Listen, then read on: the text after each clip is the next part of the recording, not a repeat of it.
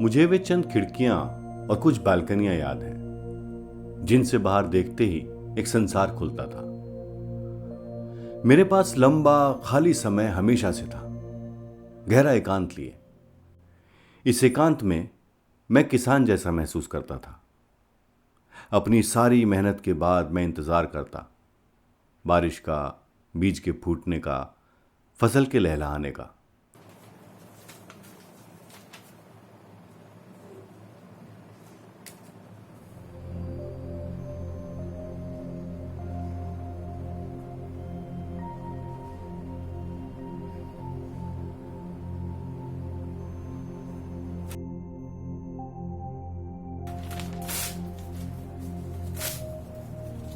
मैं बहुत भाग्यशाली कभी नहीं रहा।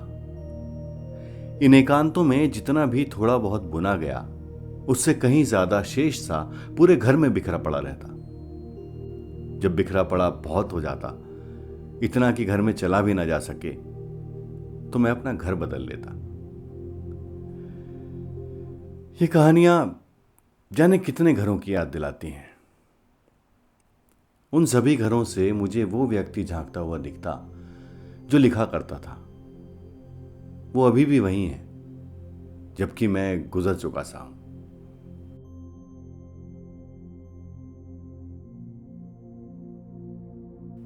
मैं वो नहीं हूं, कतई नहीं। मैंने तो बस हर अलग अलग समय में उसे सहा है। या अगर उससे पूछें तो वो मेरे बारे में भी कुछ इसी तरह के विचार रखता मिलेगा।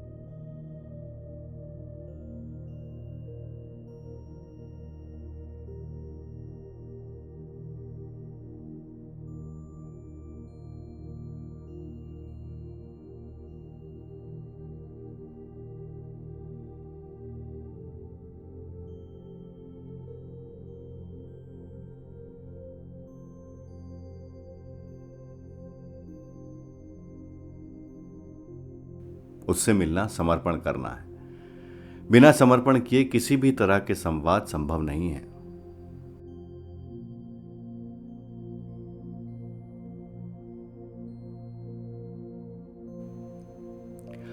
वो जो बहुत सारा शेष बिखरा पड़ा रह गया था, उसने संभाल कर रखा है जो लिखता है। उस शेष की वजह से ही मैं बार बार उससे मिलने को उत्सुक रहता हूं।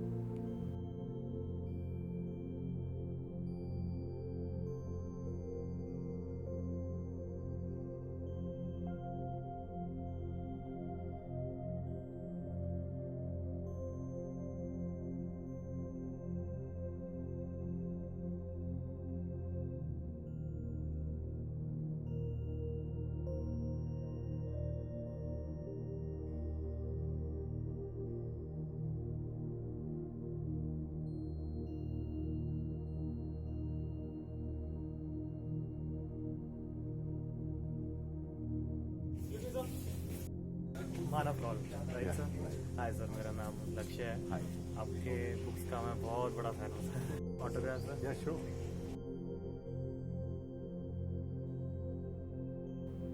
आज जब लेखन की वजह से लोग मुझे जानते हैं या मुझसे सवाल करते हैं, तो जवाब देते वक्त अजीब से दोगलेपन का एहसास होता है। क्योंकि मैं वो नहीं हूं जिसने ये कहानियां लिखी हैं। मैं तो बहुत पहले गुजर चुका था।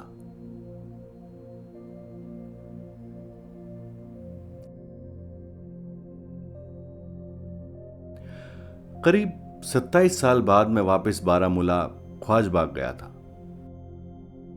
जहां मेरा जन्म हुआ है, मेरा बचपन बीता है।